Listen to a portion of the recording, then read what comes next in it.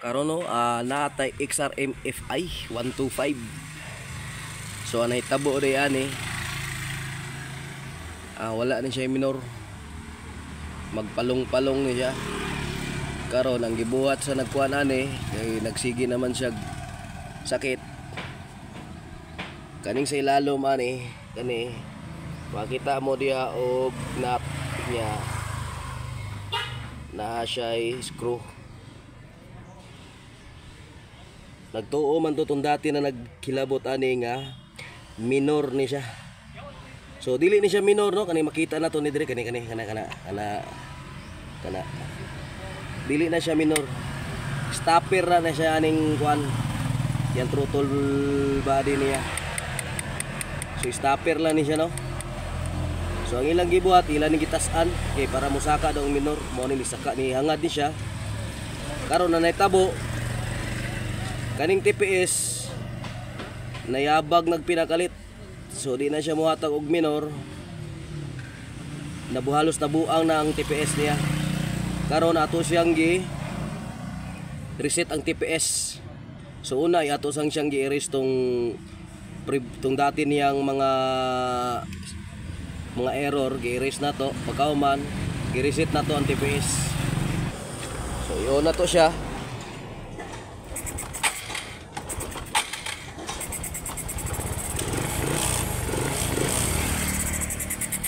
So mapansin niyo no, mubo juga siya minor. Sana siya minor pero magpalong-palong siya.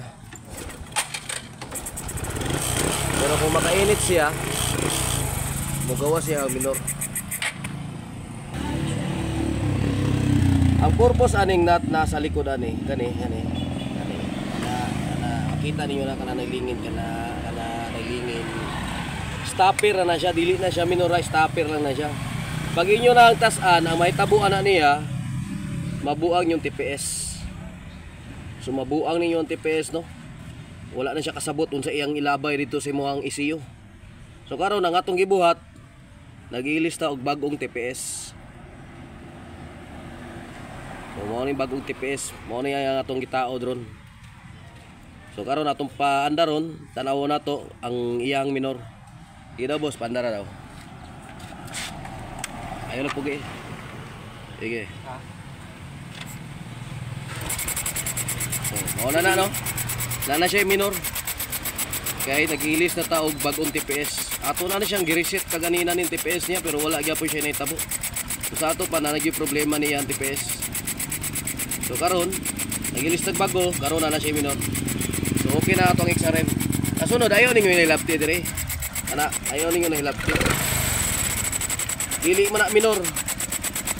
Stopper na siya, dili na siya minor. So dili lang nato na hilaptan. Para dili mabuang atong TPS. So okay na to ang kuano XRM 125 FI, na siya minor.